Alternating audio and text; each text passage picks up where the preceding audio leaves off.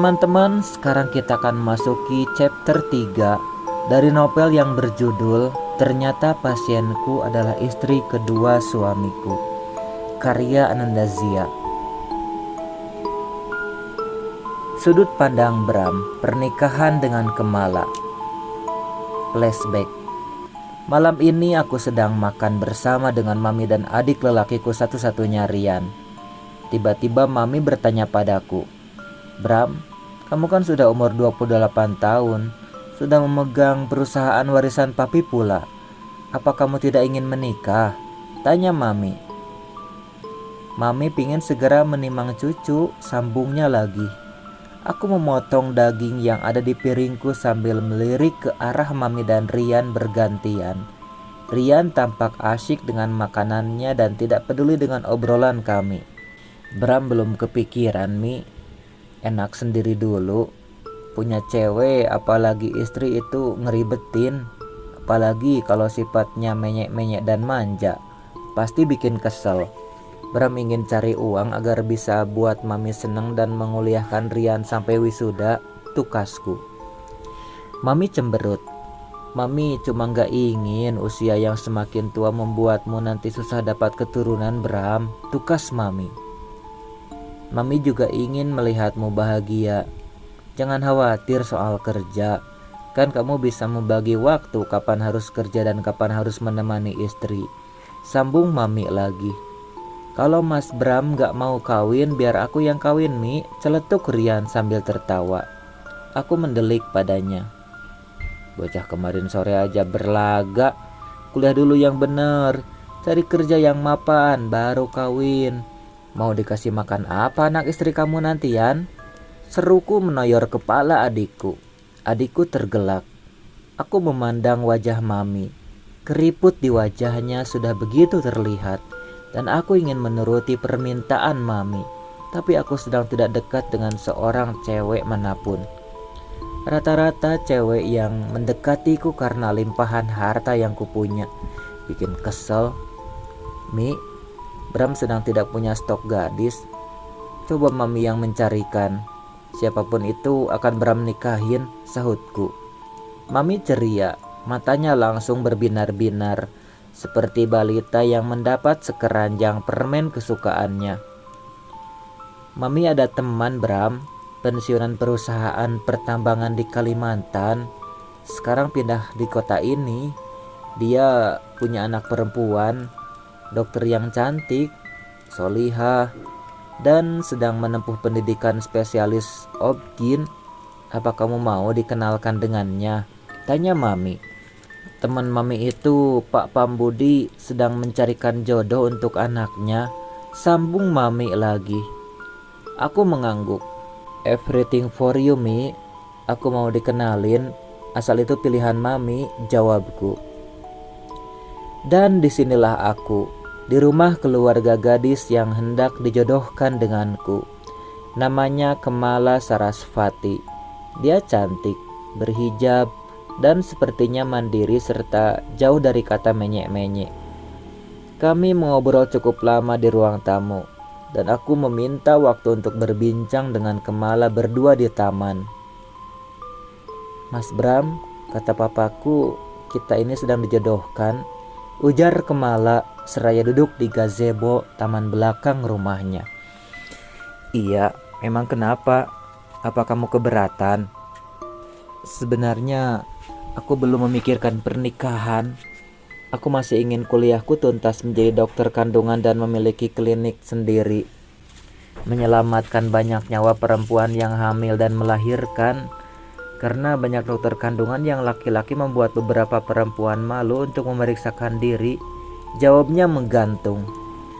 Bagus, cita-cita mulia. Terus?" tanyaku. "Kebanyakan laki-laki yang mau dijodohkan denganku memilih mundur saat aku berkata ingin melanjutkan kuliah spesialisku yang kurang 3 tahun. Karena pasti hubungan pernikahanku kelak akan LDR.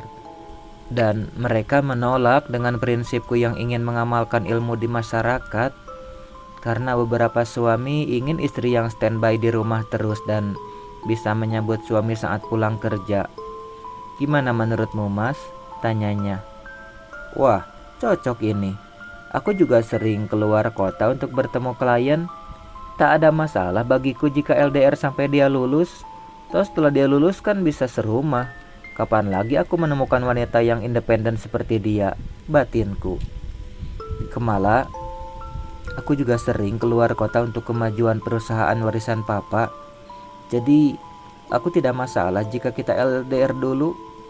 Nanti kan kalau kamu lulus kita bisa tinggal serumah.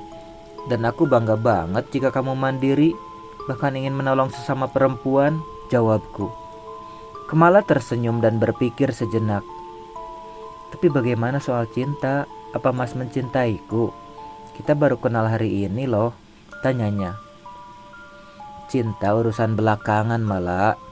Lagi pula, apa kamu pernah dengar pepatah Jawa? Witin tresno jalaran saka kulino? Tanyaku. Kemala mengangguk dan tersenyum. Lalu bagaimana soal anak? Ada beberapa temanku yang menjalani hubungan LDR belum mempunyai anak, ucapnya. Aku tersenyum. Anak itu rezeki dari Tuhan, Kemala. Akan kutunggu sampai kamu hamil dengan sabar. Nunggu kamunya hamil saat lulus kuliah pun tidak apa-apa, agar kamu fokus pada pendidikan kamu dulu. Lagi pula aku ingin kita menikmati saat-saat berdua dulu. Aku optimis aku bisa menghamili kamu. Aku menjawab sambil tertawa. Kemala mencubit lenganku pelan tapi tak urung wajahnya memerah. Kamu ada-ada aja, Mas. Baiklah, Mas. Sepertinya visi dan misi hidup kita cocok, dan aku mau menerima perjodohan ini, tukasnya. Kami pun menikah. Pesta pernikahan kami digelar besar-besaran karena keluargaku merupakan keluarga terpandang di kota ini, sehingga banyak yang menghadiri acara resepsi kami. Dan kehidupan pernikahan kami pun dimulai. Aku telah memberikan Kemala mas kawin berupa rumah minimalis mungil dengan kolam renang mini di belakangnya. Kehidupan yang indah.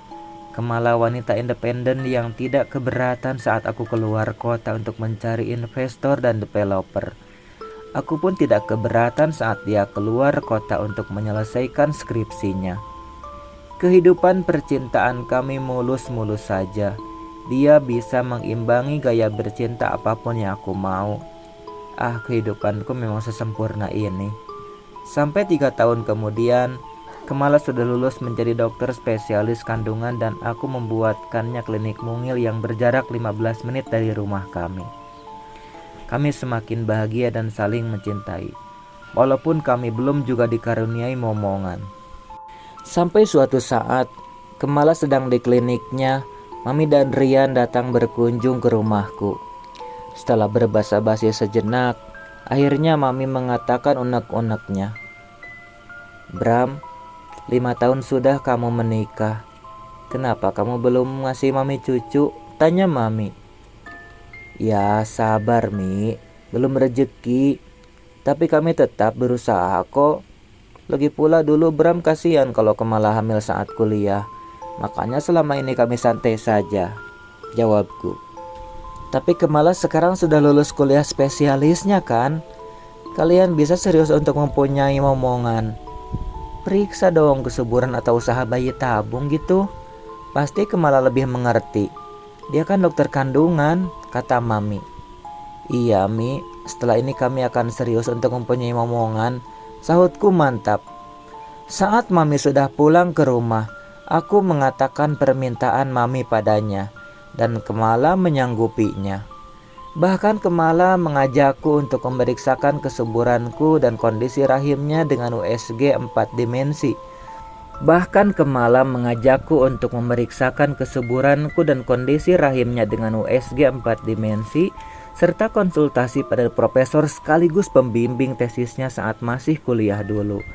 Dengan harap-harap cemas kami duduk di hadapan Profesor Wijaya.